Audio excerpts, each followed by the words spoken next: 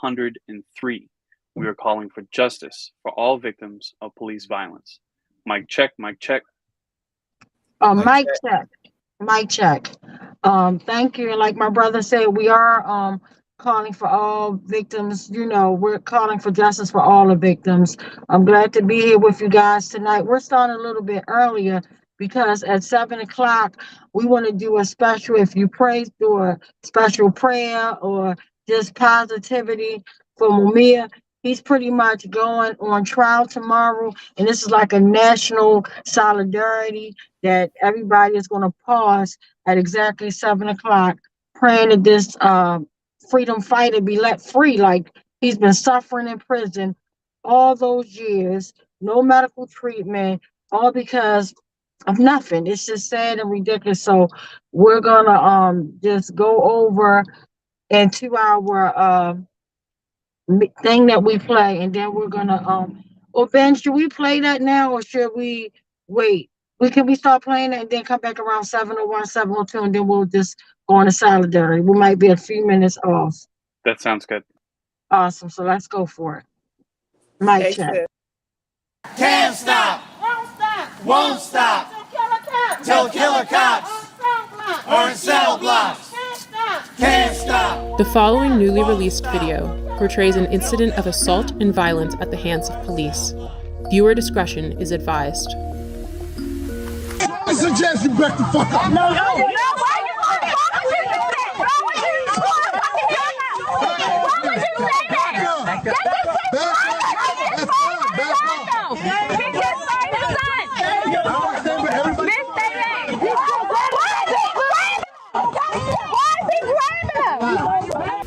This is Baltimore City Police Officer Jorge Bernardez Ruiz.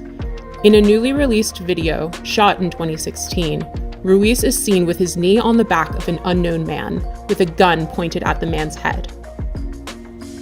His message was a clear one. Concerned onlookers, adhere to my dictates or else. Here, we can hear Ruiz saying to Baltimore residents, I suggest you back the fuck up. No. It is documented that Baltimore police officer Jorge Bernardez Ruiz is a repeat violent offender, even without access to all complaints against Ruiz, undisclosed by BPD Internal Affairs records. 6 cases involving Ruiz are known. This video will briefly highlight 6 total cases beginning in July of 2013. Case 1, Abdul Salam, July 1st, 2013. Here Salam is seen victoriously smiling in celebration after the jury found Ruiz and 2 other cops liable for brutality against him. However, because the trial was civil, not criminal, Ruiz was not fired and he did not go to jail. Police profiled me. They followed me in the back of my house, harassing me. Police proceeded to violently and hostilely approach my van with me and my son in it. As I announced, this was my home, guns drawn. Once they reached my vehicle, they violently pulled me out, ramshacked my vehicle with my 3-year-old son strapped in his car seat, threw me against the gate, slammed me repeatedly. Picked me up by my feet, and while I'm upside down, they proceeded to drop me on my head, hog-tie me, and immediately when I fell on my head, Ruiz, in a wrestling type of action, and kind of hit his knee against my neck. I was arrested. I had no idea what I was being arrested for. My son is scarred to this day. He remembers the incident as it happened yesterday. When he talks about it, he always refers to Daddy being on the floor with police yesterday. Case 2, Darrell Harris, profiled, as seen in this video, July 17th, 2013. Yeah, Sid, what's wrong with it? Improper way with it. There's no such thing as an improper way. You gonna tell me my job, bro? I know the law. Are you gonna tell me the law? I know the law. You gonna tell me the law? I know the law. What's the problem? You giving me a ticket? You need my license registration? Yeah, let me get it up. Profile, y'all use the seatbelt as a reason. Profile. So do me a favor, take out your keys. Dad, you can record me. For what? Nah. I don't feel safe right now. Do you want me to step out the car? Do you want me to step out the car? I'll step out the car. Call the police, man. What do you call a supervisor? I'm about to do shit. This is getting uploaded to the internet right now. Yeah? And we are two law-abiding citizens that we're getting targeted, and I don't know why. Just 24 hours later, Bernardez Ruiz played a leading role in the police killing of unarmed Tyrone West. Case number 3, the murder of Tyrone West, July 18th, 2013. My brother Tyrone West was brutally murdered on July the 18th, 2013.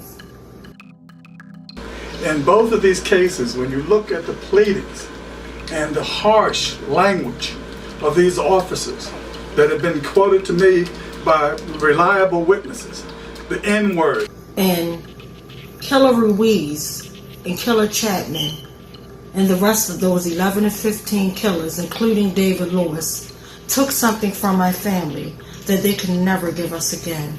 And that was my brother Tyrone West, one unarmed man who was brutally murdered, beat to death in broad daylight.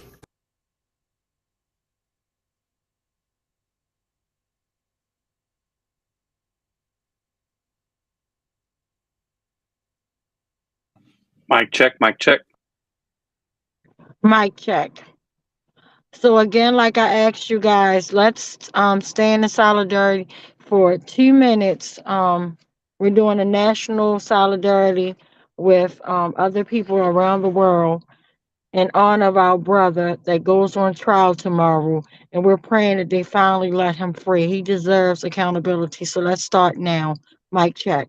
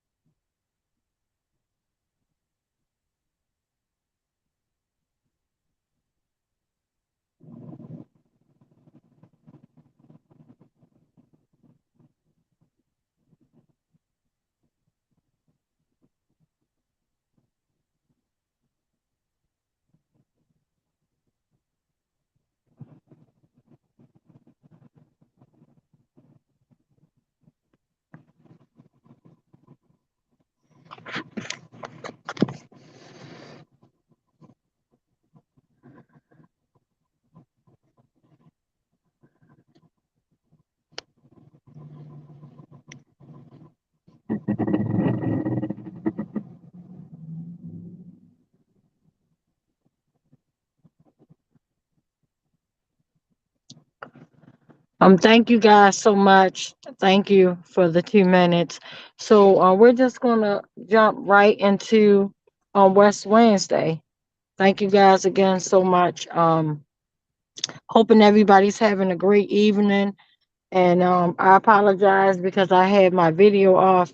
I turned it on, but I'm on a new device and it looks like everything's working good. But yeah, I just want to stay on the safe side. But anyway, I wanted to personally talk about the movie or the documentary. I wanted to talk about I Got a Monster. You know, I went with my sister this past weekend, and I saw it, and I urge everybody to actually go and see it. If you haven't seen it, please go and see it. But it just really touched me on like so many levels. Like I was just like, oh my goodness, like for the simple fact to actually see our brother, may he rest in peace, Eddie Conway, kicking facts and things like that. That was amazing. But literally just thinking about the poor victims that were traumatized, dehumanized, and things like that, it's just disgusting.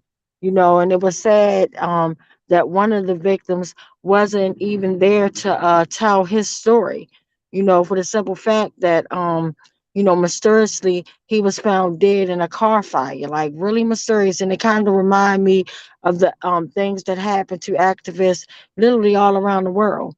They find them dead, burning their vehicles. And it's just sad and disgusting.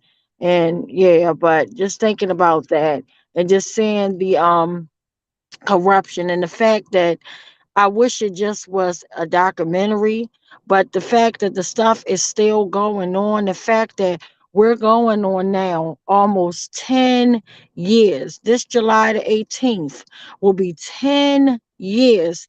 That's a very long time. We're pushing a decade. And I never thought or dreamt that it would actually go on this long. I didn't know. Like, I'm just thinking about actually when it first occurred, when my brother was brutally executed and my family was out there and we were telling the world how corrupt not only was the Baltimore City Police Department, but the medical examiner's office, the state's attorney's office. Like, we were going in and no one believed us. They laughed at us. It's just sad that we became the complacent people that actually has to see things before we believe them. Like, and we always believe the opposite side. And it's just sad, like everything, like to me, is pretty much done. And I call it the Doug and Pony show because if they really wanted to do something, they would do it. Like a lot of friends of mine, and I'm sorry I couldn't make it this week, but they were down at City Hall. We're trying to get local control over the police, and they're playing this Doug and Pony show. And it's just sickening and sad that you're talking 10 years later, and then I can only imagine the families that been in there for like 20, 30 years. Because every time the longer or the closer I get to accountability and the longer it takes, I always think of Miss Dorothy Elliott, who's been in this for like 30 years. Her son was murdered, Archie Elliott. I'm talking about in the worst way. And you talking about a family that, were a respected family in the community that, I think somebody was a judge and a teacher, and just all this, and the way he was murdered, gunned down in front of the police car just for being inebriated. Like, this is sick. And it's just sad. The part I think that bothers me the most when all these atrocities happen, we just like kind of let it go. We don't hold on to it. We don't do anything. Just like Mumia is actually fighting. And to actually hear this educated man and hear the things that he was talking about, he was really big in the revolutionary aspect of fighting for accountability. And, and for his life to be snatched away and they just treat him as an experiment and let a man suffer like that. I mean, that is just sad. And we go for this. Like, it is so heartbreaking and disgusting because I even think about, like, it's just a lot of things that don't make sense. And we just like rock it out or just like kind of let it slide a little bit. I think about Sandra Bland, a beautiful woman that was driving in her vehicle. I could have been Sandra Bland, still can be, God forbid, but actually trying to get a new job, in a new city and whatnot, and you're pulled over by a racist cop who's telling you put your cigarette out in your own car and then roughing you up. And as beautiful as this queen was and articulating for herself and standing up, fighting this dirty system. And Sandy was speaking before her murder even happened. And it's almost as if the government or whoever these wicked agencies just seek us out and murder us and then just throw something out there and we just sat back with it like, okay, we know she ain't hang herself in no damn cell over a weekend stay with a little weak bail for nothing, that would have been tossed out of jail because those officers knew that they were in big trouble. But it's just a fact that we can be disposed of in any fashion way that is not right. Bad enough, we done suffered over 400 plus years. That's what bothers me. My people were made into slaves, beaten, hung from trees, lynched, all that stuff, tortured. You had men getting their penis cut off right in front of their wives, babies cut right out of their mom's womb, and like killing us as a sport, the hatred for us. And it's still going on, and nobody's doing nothing. We hear these things, we hear about these cases that we know aren't right, and all we do, we might, go to a protest, we might uplift the person, name or whatever, but what are we really doing?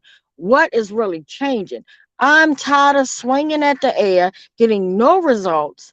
It is sickening, it's sad, and it's rather disturbing. And I think about, Timothy Flemings. Here it is, a man going on 2 years that was murdered. That this dirty system, that this dirty city murdered Timothy Flemings in cold blood in his home.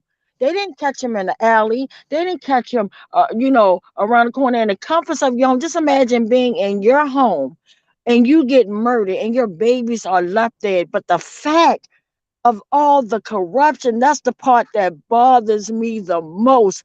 How in the world my sister and her family is still waiting on his autopsy report? Like, why are we letting this stuff ride and we're not doing nothing? It is sad, and it bothers me so much. It cooks my skin. It's like, when are we really going to wake up? When are we going to really take an action and do something? Because I just think about, like, at the 500 West Swansea, everything we were doing, everything peaceful and right. And we damn near somebody could have got killed. And that wasn't even our fault. Was the person that, came and hit my friend's vehicle? Was they sent? And it's all, and it sounds crazy. And that's the part, that another thing that bothers me, because the victims are re-victimized. They make us seem like we're stone cold nuts. The stuff that they do to us, the torture, the torment that they take our families through. It is so disgusting. And I think about Anthony Anderson. This man was celebrating what should have been his granddaughter's birthday. You can't even just walk out the house with your family and say, you know what, I'm going to go across the street to the neighborhood bar and get a drink. And it wasn't even for him, I was told. For somebody in the family that maybe wanted to drink, or who cares who the drink was for. But the fact you can't even walk to the store, and then I have him murdered, and the medical examiner's office deemed it a homicide, and he's still walking the beat. Nothing was done, and this happened a whole year before my family. It just breaks my heart. I'm tired of going through the pain and the anguish of not getting no type of accountability. They like throw little bits of beans at us. It's like as if you're just starving. You like pretty much is dying from being hungry, and they're tossing a bean a day at you, or half a bean, treating you worse than an animal. That is what is happening to us, and it is sad and disgusting. And then they're pretending that this pandemic is not still going on, when I still have my face mask on, people still have their face masks on, people are still catching COVID, some people are still dying from COVID. It's just like, when is it going to end? Like, when is it really going to end? And at the same time, we are suffering. And then I was told by many families that I know, not only that, they're doing this, that they have to deal with like everything being spiked up high as far as food, just survival. But the fact that I'm learning now, so many families that were dependent upon this system, that was getting the SNAP benefits, they actually took them down to talking about pennies. Like, you give them what you call an emergency amount, you know what I'm saying, to help feed their families, which they still need to help. And you wait till the worst time, when stuff is done spiked up, like a dozen of eggs damn near $8, and you want to snatch $1 back, talking about, oh, that was just for the emergency. Like, are you kidding me? And then the way that they're doing it, like, they are really taking, like, people, like poor people, making them poor. Like, it's just disgusting, and nobody likes talking about it. It's like we are suffering in silence. I always say that it reminds me of being frogs in a pot, just waiting to die. If you take and do an experiment with frogs and you put the frogs in hot boiling water, they're going to instantly hop out. But if you put them in that pot and you slowly adjust that temperature up on them, they're going to lay there and they're going to die. And that's what we doing. We letting them slowly turn the temperature up, and we just getting real complacent and comfortable in our own damn demise. It should not be nan mother, nan sister, nan father, no brother, no child. Nobody should have to worry about, is their family going to make it home from whatever occupational field or wherever they come from. Are they going to make it home? That is sickening and disgusting. It's so much of community violence that's happening, or unknown shooters. It's just sad. And I even saw something so horrible that a little 2-year-old baby literally pretty much passed away this week from like fentanyl. Like, all the stuff that we see and hear is just so sad and very traumatizing. And I just wanted to get that on my chest, get that off my chest. I'm sorry for like rambling around, but when you're living in a black body, a brown body, or just a human body now, but mainly in our bodies, you feel this pain and it's turned up. It's not right. It's sickening and it's really hurtful. I'm just tired of swinging at the air. I want to make a connecting swing, whereas though when I swing my next swing, I want to knock everything down and out the box. That's what I want to do. I'm tired of swinging at the air, getting little bit of reforms and this, that, and the third. And I even think about Tyree Moorhead, someone that was in the city, y'all, that had the no shoot zone, that was advocating, because you always try to make it seem like police brutality is over here and community violence over there, when it's neck and neck, baby. It's neck and neck. It's us getting murdered. It's neck and neck. It's like pick your own damn demise, and it's disgusting. But the fact you had a black African man that was actually knowledgeable of the law, knowledgeable of his rights, and had no problem with advocating it. Just like Corinne Gaines, a female, she had no problem advocating for herself what was right and wrong, when what happened that led up to her murder was a traffic stop. And you get served by a special unit that's coming out there with military weapons, and they gun you down and they shoot your baby in the face for a goddamn summons to traffic court. What are we going to do about this, y'all? When are we going to get tired enough to go into that position, whatever stance? And I'm not a violent person. I'm just tired of being tired. I'm just tired of being tired. Just because I'm tired of being tired does not mean that I'm going to stop fighting in a peaceful, respectful way. But I'm just tired of swinging at the air, getting no results, getting foolishness, getting the Doug and Pony show. Like, why is there so many cases that get closed instead of them reopening all the cases when they know it's too many names, too many faces? That should leave you no choice but to reopen each and every last one of these cases. Like, why? To me, justice delayed is justice denied. They've been delaying this whole process, not just for my family, but it's been families that came before me and families that came after me and that are still yet to come, that are not going to get no true accountability. They're just going to play the Doug and Pony show. I think of Kevin Cooper, a baby, a teenager, y'all, just like Tamir Rice, a baby, a teenager, Tamir Rice, playing in a playground, gunned down by a white officer. And what did we do? Where was his help?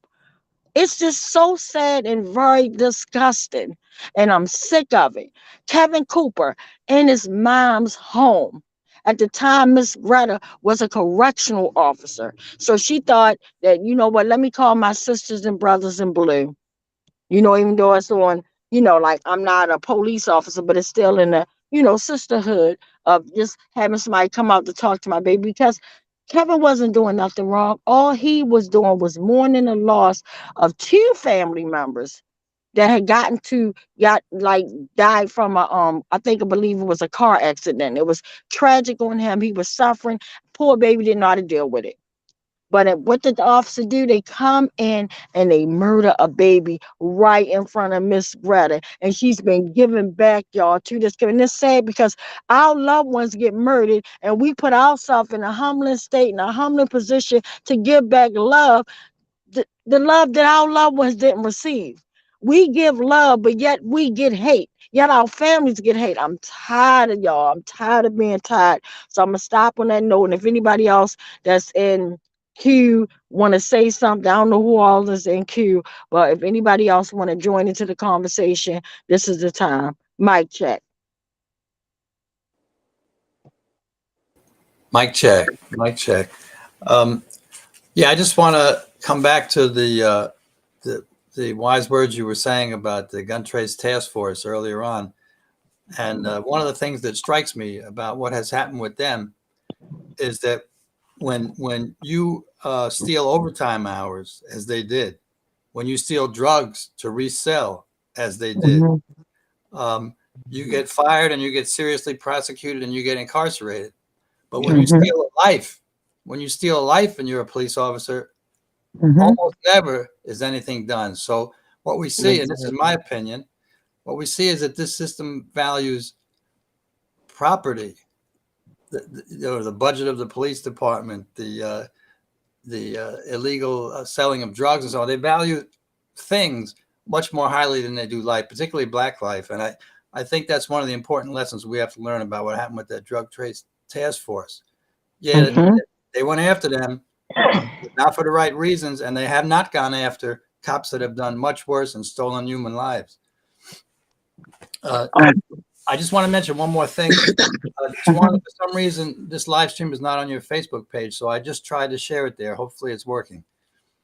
I'm wondering why it's not on my Facebook page. I think it should be there now. Okay, no, but I thought it was going live from my Facebook page, but thank you for making me aware of that. But yeah, like you said, it's just disgusting that they value property. Property has more value than a human life. An animal has more value than a human life. And it's just sad and disgusting. And, it's just rather heartbreaking. And like I said, I'm just at the position, and I know I'm not alone, just tired of being tired. Like, at what point are we going to get accountability? At what point is the biggest award, the biggest retribution is accountability? That's just it. That's just it. Like, yeah, getting awards and getting acknowledged for your heart, blood, sweat, and tears, that's all lovely. That's why I always humble myself. But the biggest day that I'm waiting to cry my eyes out is when I get a call to say, Miss Jones, we get ready to prosecute those killer cops to the fullest extent of the law and let it be. Like, it's just like really sad. Like, it's sickening. And like, nobody family deserves to go through what we are going through. And then I even think of Miss Danielle, Darnell Rochester's mom. Her baby should be here with her. You talking about a mother, only child, gorgeous, beautiful soul that was full of life. Like, at the tender age of 18, you just live like you still to me like a baby. I don't care what, like, how old you are. Like, they want to make our babies, oh, they're grown as soon as they turn 18, but yet they can't, just do certain things. But then they want to, and then some of them, unfortunately, when they turn 16 years old, they want to play our babies like they so grown. Like, no, you're not grown until you understand responsibility. Do you start living and being able to do the things that you want to do? That's being grown, able to hold your own, and just be able to adapt in this horrible, crazy world that we live in. Our babies, I have to just, like, literally, just because of an age. That's why I stick with all my, I don't care how grown or how young, all mine gonna always have my undivided love. It ain't now one of my children could call me today or tomorrow and say mine needs something and me not be there for mine. I ain't even gotta talk about it. Like, oh, hey Queen, how you doing, Nicole? I'm fine. How are you? Yeah, and I was just talking about, like, your father-in-law, and then me thinking about your father-in-law, just what you had to endure. Losing your baby girl like 2 weeks old. You're trying to wrap your mind about your father-in-law being murdered, being there for your husband, and holding him up, and then you have something so precious as your baby just snatched away.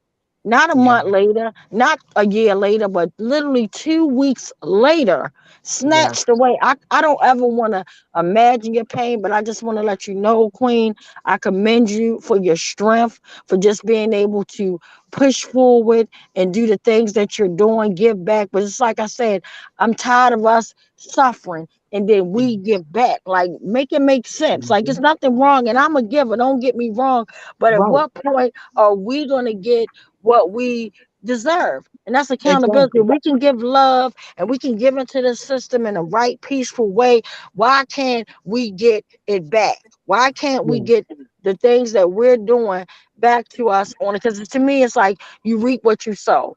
I've been reaping seeds and sowing good seeds all my life, and not knowing that, my brother was going to be murdered. And then not knowing 2 years ago, my first cousin, Tavon Anderson, was going to be gunned down. And it's just like, oh, they can just blow his brains out and then leave my family with no answers and telling us to trust the daggone process. The same process that failed my family with my brother, the same process that walked us into a decade, we got to trust this same process. So it's just sad. But again, I'm just like, just fed up, and I'm sorry for rambling, but I wanted to know, Queen, do you want to say anything before like we check in and things like that?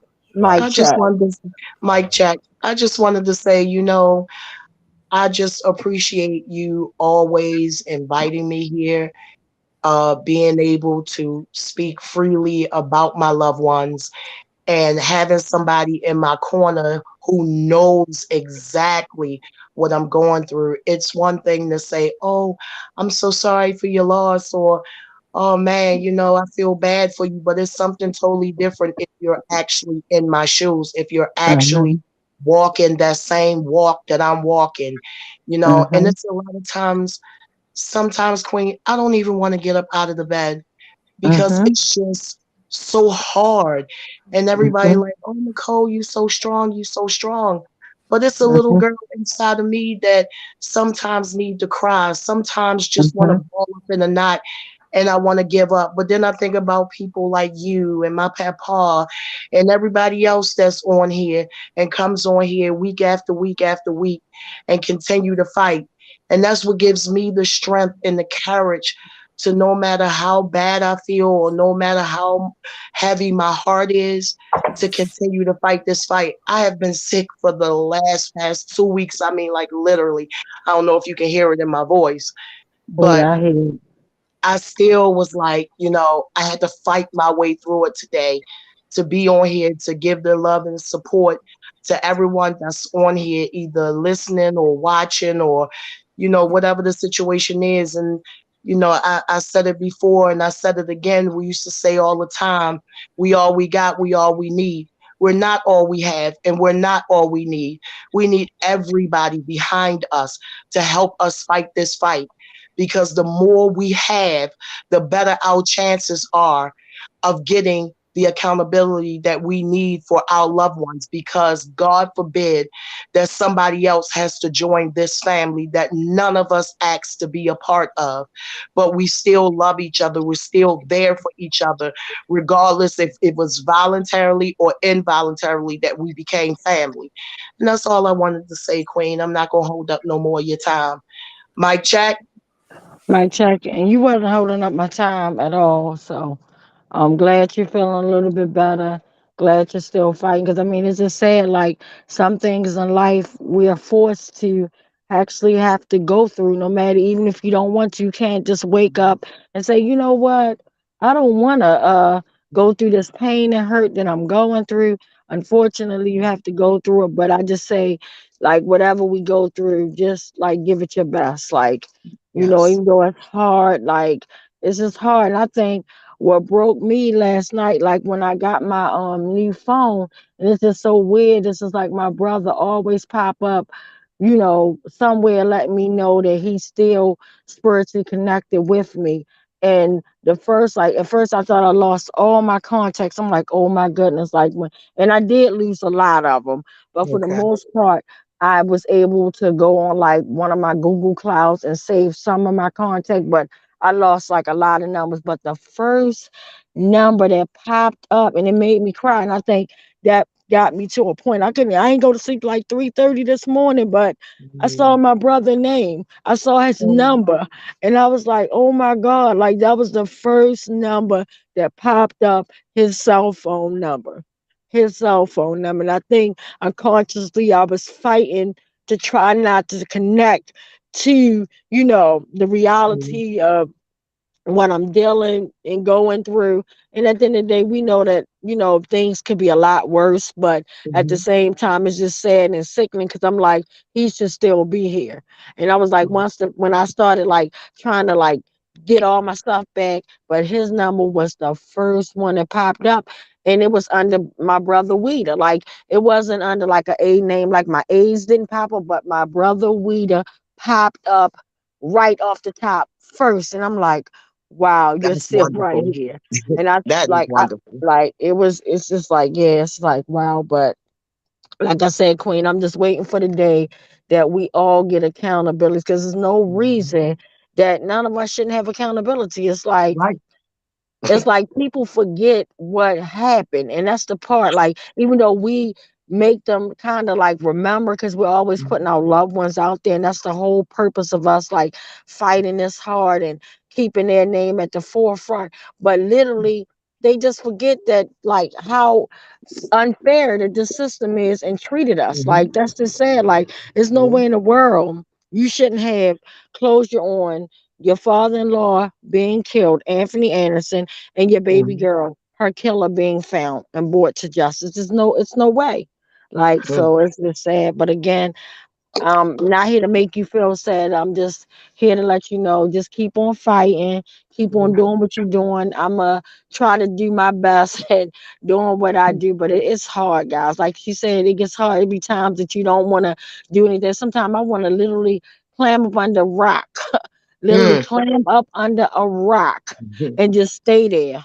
Just stay there. But then I'm like, you know, what's going to happen if that happens? Like if I just go out of sight or off the radar or whatever, and I just can't do that because there's no way that I could not be in contact with my family, my friends, and especially this important fight. Like at least I say this. I can say that our family, our friends, people before us, after us, and everybody know that all of our hearts are in the right place. Even sometimes we can't see eye to eye on certain things, but the fact that we take this, and that's why I'm so grateful, like Ben, he done worked all day, but yet he's making the time to do what he's doing by broadcasting this, helping us out. And then when he can't, Rachel steps up and just different people like in our whole West Coalition, that's a family, that put out the word. And a big shout out to my sister Dre that always like checks on me daily. Like me and Dre laugh daily. Big shout out to my sister Adina that actually checks on me every day.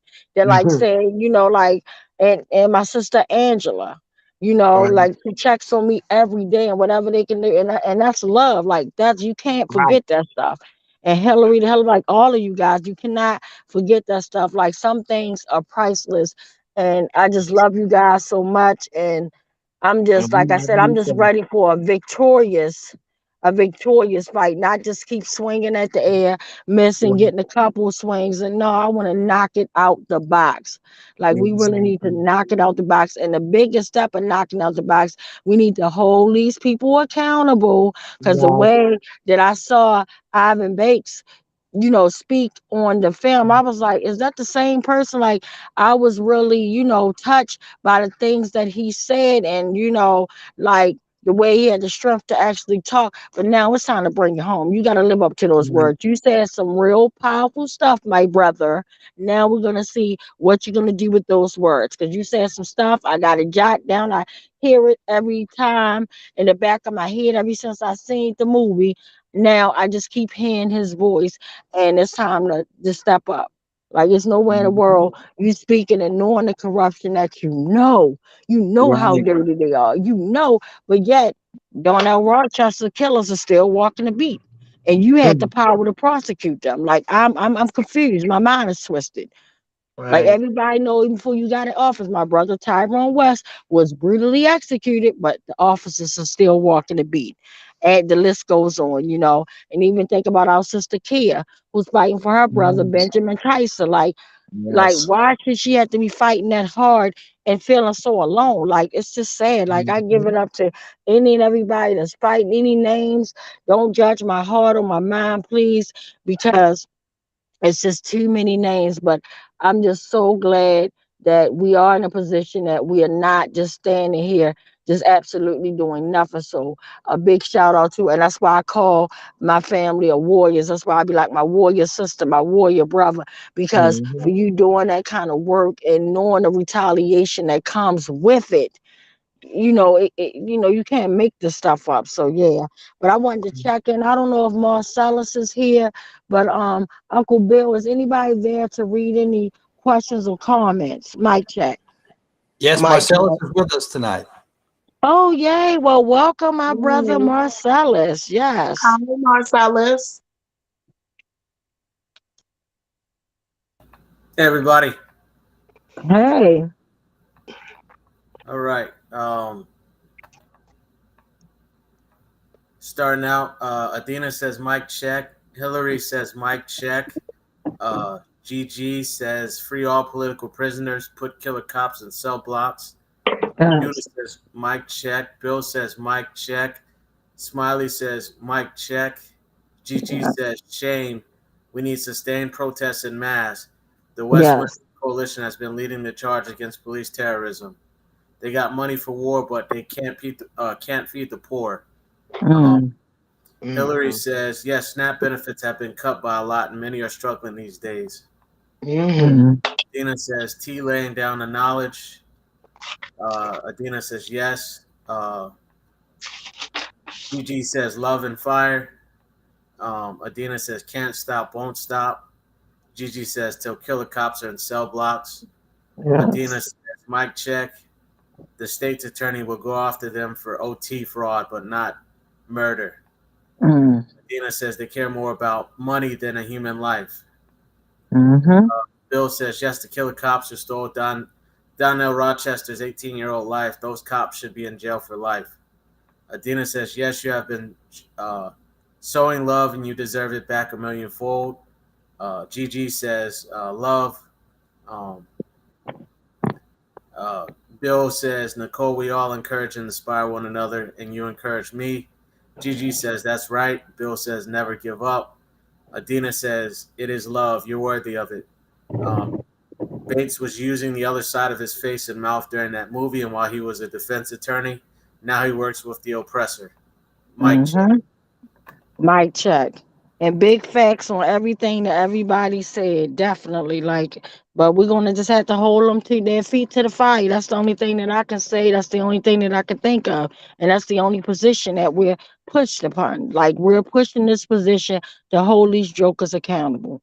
No questions asked. We have to hold them accountable. And then when they don't do their job, we gotta call them out. And it's just, like I said, it's sad that we have to go through that.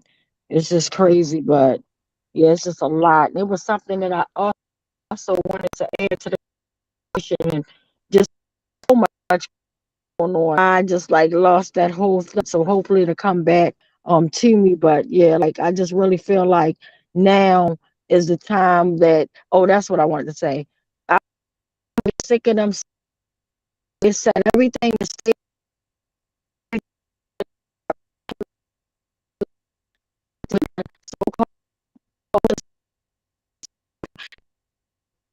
well to a family. Let's go to the family, y'all. So it's something that they say that they invest in families, but it's a lie. Everything that these jokers are saying is a lie. Because when you dig between and behind the scenes, they split families up. You can't have your family together making a certain amount without them cutting your benefits.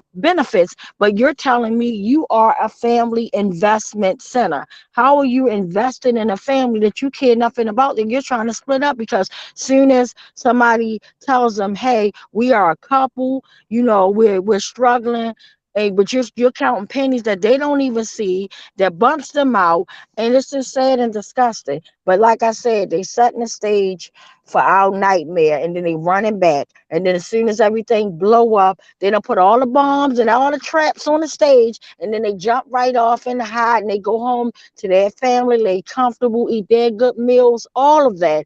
But meanwhile, they leaving the poor to get poor and the rich to get rich, and it's sad and disgusting. And I just had to speak upon it because, like I said, a lot of people now are suffering in silence. You know, like a lot of people not talking about the way, like, you give somebody a allotted amount of food stamp benefits or whatever, like enough to feed their family for the past 2 years, and they got, you know, relied upon this dirty system and was looking for those dollars, and then you cut them down to literally pennies. You don't even cut them down like, okay, you know, I'm gonna cut you down halfway. We gave you double for your trouble. Now we gotta, at some point, we gotta stop this or whatever. But the fact that you take them all the way down to the bottom of the barrel and expect them to survive.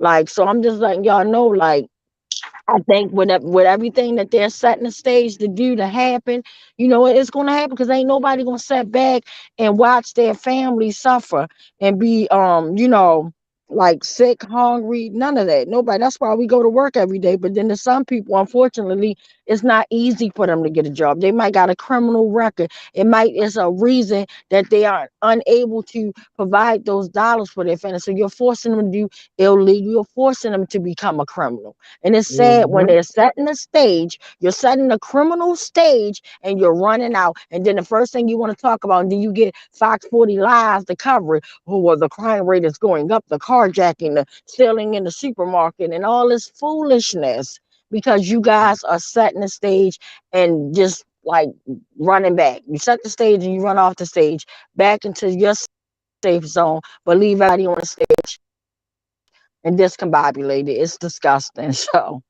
yeah, but I just made sure I wanted to add that. And I'm, like I said, once we get the news tomorrow, because again, Mamiya is going up in front of a judge and hopefully they free him. But it's just like, how can you free somebody that'll never be free? You took that man's life completely away. And I just thank God that Keith Davis Jr. is free. You know, and then even when we looking at the movies, I started looking at his attorney being in the movies and her relationship with Ivan Bates, could that have been why he had no damn choice but to free Keith? So don't act like you did nobody no favor. You had no choice but to do what you did, sir. But you need to lay down the law and do what you gotta do for everybody. That's where I'm at with it. But I'm just so thankful that this young soul did not die in jail, you know what I mean, or get 50, 40 years and his whole entire youth and everything just be gone. You know, bad enough. Thank God, and I get so happy when I see him and Kelly doing so beautiful with their family, children. That sometimes I'll just go to her page just to make myself happy when I'm feeling down. I'm like, let me go on Kelly page, and then I see them somewhere enjoying themselves or sweet things, just they're just loving on each other. But it's just sad that he was gone for 7 years, a missing time that he can't never get back. But I just thank God, you know, sometimes you got to be grateful, and you know, definitely have to give thanks. So I'm definitely thankful that he is home and he's doing good, and I continue on praying that he continues on having a blessed fruitful life. So yeah, and also I wanted to say I like something my sister Dre said. And we always, like, when we're reading these sad lists, we always like the unknown victims. We don't know what happened and all this stuff. And she was saying something to me that, like, I've been thinking in my mind, like, what, like, I always wonder, like, what happened to him? Because I noticed that when my brother Tyrone was murdered, that's a part of the game. When he was murdered, because they were trying to buy time to make stuff fit into their scenario, they listed my brother under a John Doe. He was a John Doe, even though he had his ID card on him, even though he was driving his sister's vehicle with license plate, tag, all that stuff, with all my information, had my ID, teacher ID badge hanging up in my car. They could have easily, if you didn't know, let's say for instance that day he left this ID off of him, you could have found out who he was by simply contacting me. But I guarantee you, if he would have been the one killing people, they would have been at my damn door front. You better believe that. They would have been at my door front, knocking my door down, dragging me out, asking me who, what, why, and when and where. But it's conveniently that they made my brother John Doe. My whole point is, a lot of time when Uncle Bill reads the sad list, it's like these unknown. And then even sometime when our brother Brian reads his sad list, is sometime he might, but it's only one or two occasions that, but it's more so on a police brutality list. And it's really sad. But I really think it's disgusting that they don't consider all police violent, you know, on there. Like, for instance, if you get beat to death, those victims wouldn't be on there. Freddie Gray, my brother, Anthony Anderson wouldn't be on there. The list goes on, but they only, whenever they pull that trigger, when they pull that trigger, those are all those names that they get. So they real gun thirsty. But just imagine the ones that they beat to death, because everybody that die in custody, unfortunately, and thank God, or, it's just sad that they got to die. And I don't want to pick a death because that's petty. But even which way is murder is murder. So you shouldn't be sitting up there just reading the names of when they fire their weapon, when they discharge their weapon. That's the only victim names, and that's a whole lot. So you might as well cap that off with double that, because everybody, like I say, don't get shot by them. My brother was beat to death, tortured in broad daylight. Anthony Anderson was murdered in broad daylight. You get what I'm saying? The list goes on. So a lot of them die in police custody when they throw them in a jail cell, and they decide that they want to beat them to death or deprive them of their medication or human treatment. You know what I mean? And just let them die like an animal, and their name should be on there too. That's my whole point. So I like what my sister say. Big shout out to Dre, who said that we should go a step further if it's any way that we can go, because it's like we're going to the masses asking them about the victims. So it's gonna be hard. They're gonna let us know what they want to know, but it's always good to be a conscious consumer, to get that information your own self the best way ever, whichever way how we can. But that would be nice if we could add that to our program, that not only are we going to just say like let it be so and let it go. No, we're not saying let it be so and let nothing go. We need to bring those names back as soon as they pop back up, and say, look, we got to take another special minute, because this, Mr. Fred was listed 2 weeks ago as a John Doe. Let's say, let's respectfully say Mr. Fred, whatever, his last name is, type of thing. So, yeah. But I wanted to ask, do anybody else want to add to the comments or questions before we actually go to the sad list? Mic check.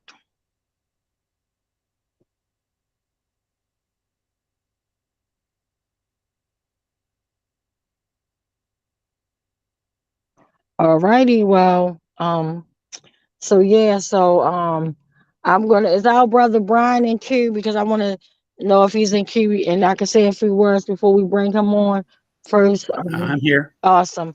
Good evening, brother Brian. Good evening. Good evening. And thank you for being here. Well, again, unfortunately, this is the part, and it's just so sad that our brother Brian and Uncle Bill, and then other people that sometimes read the sad list and replace them. But it's just sad that anybody has to read a list of murder. It's just sad, or death, like that. That's heartbreaking. It's devastating. But as we go and read these names, we always take this moment to like stand in solidarity with the families that are human. This is a loved one of somebody's family.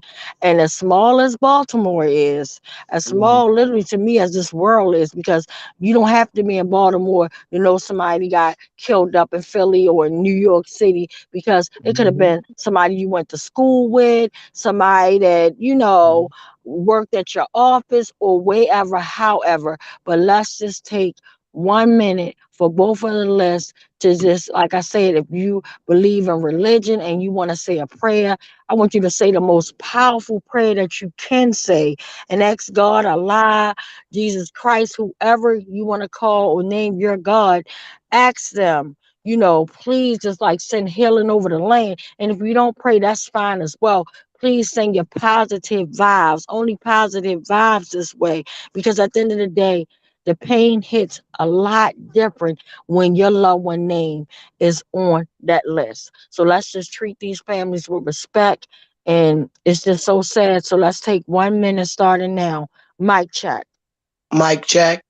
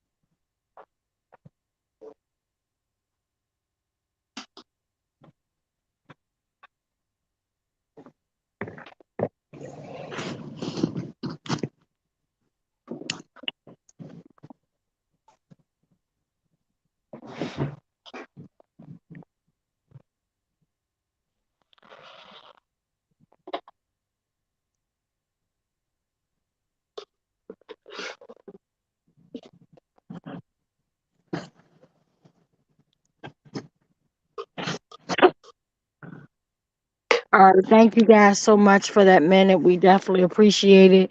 We know that that minute is definitely not long enough to acknowledge that these are someone loved ones. It's just so sad. So my heart goes out. And if it is a name that you might know or hear on this list, I send my deepest condolences, my deepest heartfelt sympathy and empathy to your family. Brother Brian, the floor is all yours. Mic check. Mic check. Mic check. So Tawanda, I don't. I'm in an odd place today because I don't know whether I am happy or surprised or what exactly the emotions one should feel to say that, as far as I can find, this past week no one was murdered in Baltimore. Yes, Mm. And that's wonderful. that's you know, I mean, that we should have to be so grateful and so surprised by such a simple fact is a sad testament, but it's still a good day. And so I just, you know, if we're going to take a moment, rather than lift up names, I think maybe we can just lift up the whole city and pray or hope or promise ourselves that we're going to make it another week and then another, and just do this, you know, to whatever extent we can. Just hold this idea that no one has to die in Baltimore. Yes, absolutely. I love Thank you. that. I love that. No, thank you. I thank you so much, Brother Brian. And that it's always good to hear. You know, like sometimes they say no news is good news and all that good stuff. So definitely, but in the past week or month or whenever that we ever heard a name being called, my heart is still praying because we have a lot of teenagers that are getting murdered right now in our city and different cities. So saying prayer, sending hope. But that is the good thing. Like, if we can make it through a week, let's make it through another week. Let's make it through years. Let's just live. Let's just live life to the fullest, because the same way that you end a person's life, you're not just taking that person's life, you're taking a whole family.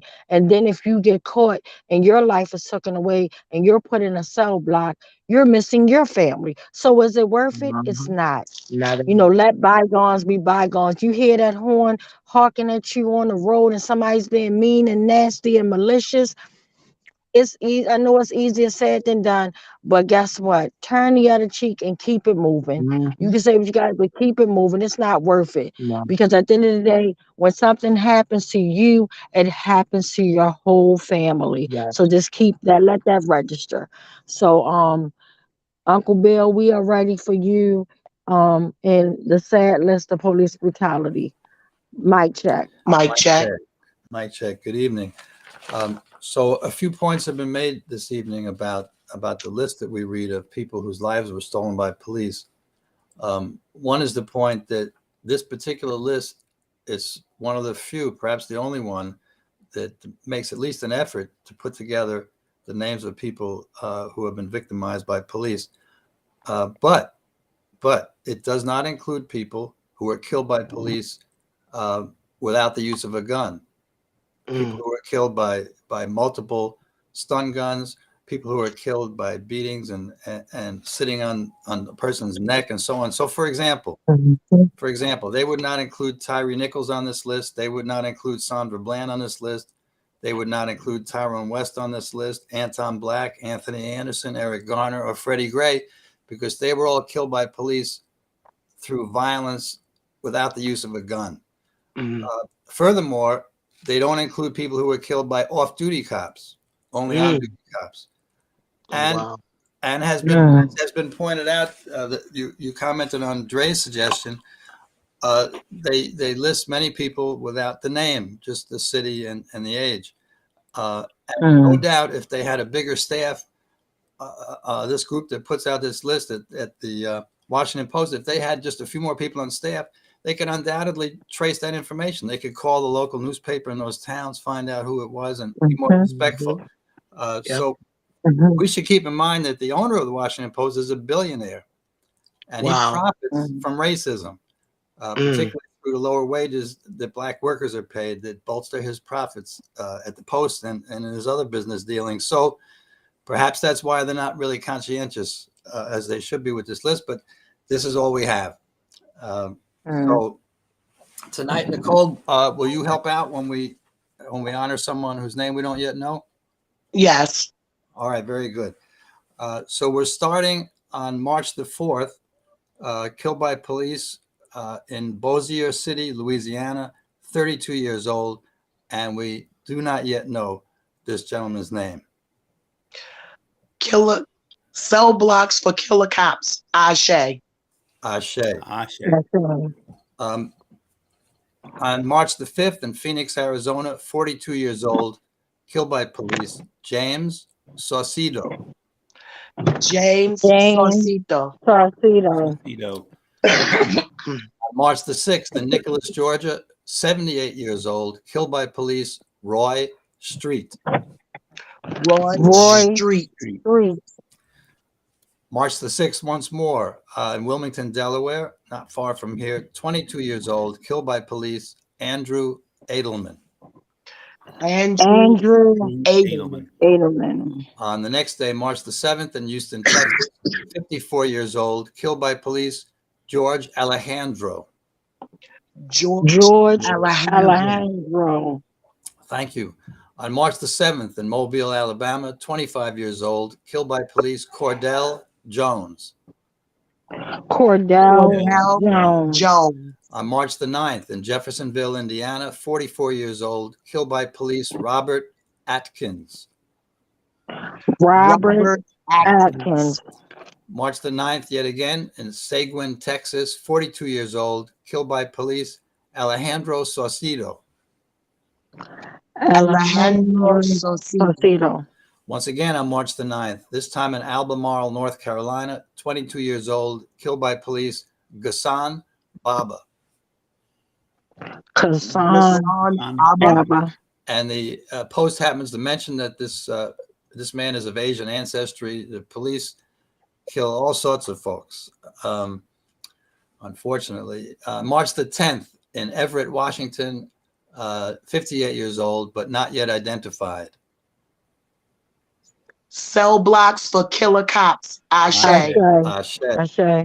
Again on March the 10th in Kilauea, Kona, Hawaii, 32 years old, killed by police, Kanoa Bishop. Kanoa Bishop. Excuse me. Yet again on March the 10th in Deptford, New Jersey, 24 years old, killed by police, Mitchell Negron. March the 12th in Pinellas Park, Florida, 23 years old, killed by police, Zion Bostic. Once again on March the 12th in Oxnard, California, 60 years old, Adam Barcenas.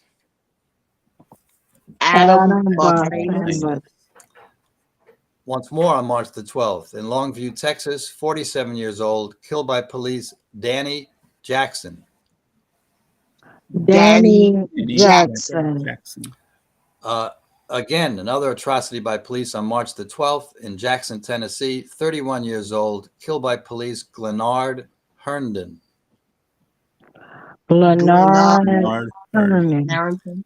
And the final life that we'll be upholding tonight, a man whose life was stolen in Tucson, Arizona, but who has not yet been identified. Cell blocks for killer cops. Ashe. Ashe. Ashe. And I just want to add, undoubtedly, for each person whose life was stolen like this, if you count all their close loved ones, if you count all their neighbors, you count their friends at work or their friends in the Army, all the people that are impacted, perhaps it's 50 or 60 people at a minimum for each one of these deaths. So tonight we read 18 names or 17, I may have lost track.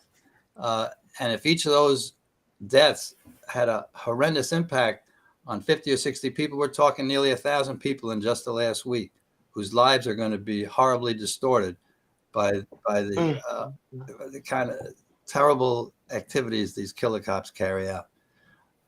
So that's it for this evening. Mic check. Mic check. And again, I want to thank each and every last one of you guys for the commenting, watching us, joining. I ask that if you're on YouTube, hit the like and share and subscribe button. I ask that if you're on Facebook, just hit the like as well and share. Again, just know that unfortunately, all the victims don't, aren't murdered. It's victims that are surviving. They have to live that trauma and pain every day. And my heart goes out for them. My heart goes out to my sister Adina and her family. They have to live through that pain every day. My sister, and my heart goes out to Abdul Salam, Darrell Harris, Mr. Thompson. My heart goes out to every victim. Not just only the ones that unfortunately did not survive, because at the end of the day, a victim is a victim, whether they survive or not, which is still heartbreaking in both ends. Because a lot of times the victims that are beat up or tormented, they feel like, oh, well, because I'm still living, I don't count. No, you do count. Your life matters. And I hope those brutalized or those maniacs go to jail for what they did to you guys as well. So remember, live to love to live. I love you all. And as we are entering next week, we will be into the springtime again. Just watching season by season gives me a reason never to stop fighting. Not only just for my big brother Tyrone West, Anthony Anderson, but all the victims of police brutalities, including the ones that are surviving, that are traumatized, that have to live through this agonizing pain. Remember again, live to love to live. I love you all in the same way we brought you with the unfortunate video of one of the first officer Ruiz, who was to me, or we were to believe that he was a part of the gun trace task force. Literally, I got the paper left in my car about Ruiz saying the gun trace task force, and my family was like, what was the GTA doing in your car? Like, you ain't had no weapons or drugs. Like, why was, he in your car? Pulling Mr. West over in the first place. And then he traumatized a family, Mr. Thompson, and raided his house so many times, made that poor elderly man leave Baltimore City. Shame. But again, remember, live to love to live. I love you all. Thank you guys for your time. See you soon. Mic check. Mic check. Mic check. And Mr. West begging for his life, and Mr. Salam begging for his child to be excluded and comforted from what was taking place. Not for himself, but for his 3-year-old child. Case number 4, Adina Britt and family, September 10th, 2015.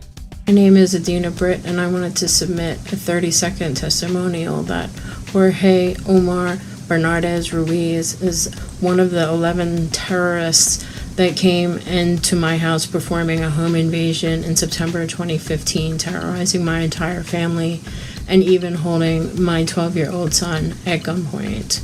He needs to be stopped. Case number 5, unidentified arrestee, assaulted in 2016.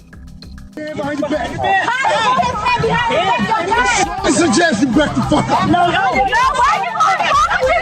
Why would you say that?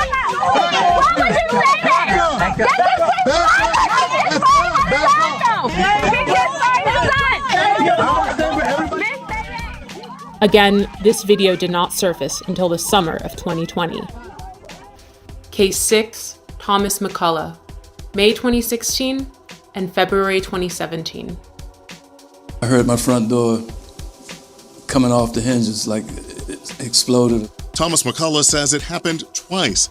In May 2016 and February 2017, Baltimore City Police burst through his green front door and raided his Pimlico home. They said, police. They come up, shotguns, guns. He says officers ransacked the place, looking for drugs, money, and weapons.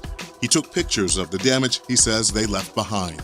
Tell us where the drugs are, the scales, the guns, and the large amounts of money. Nothing was found.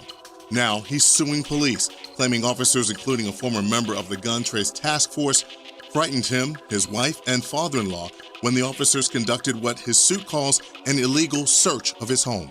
The owner of the house tells 11 News after the second raid, he had to replace the front door. McCullough and his attorney say they want Baltimore police held accountable. There is a colossal breach of trust. And McCullough tells us following both raids, no one was arrested or charged.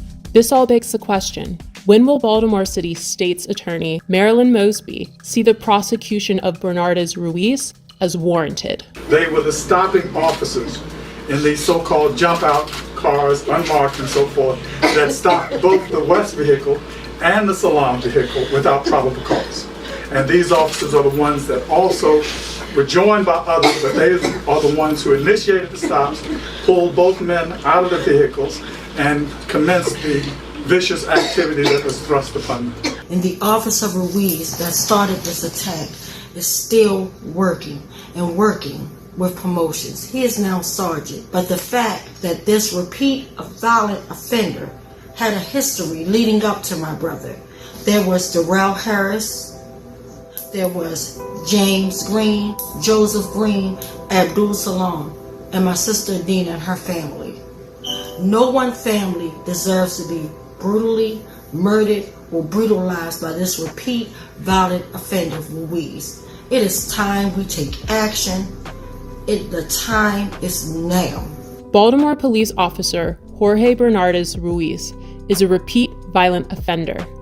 Based on these accounts, in accordance with the law, we, the West Coalition, call for him to be fired, prosecuted, and incarcerated. We're more than hashtags and body bags. We're more than being 6 feet in the dirt and pictures and buttons on t-shirts. Our lives matter. For the safety of our city, the prevention of further harm, and the justice for these families, we see no other option.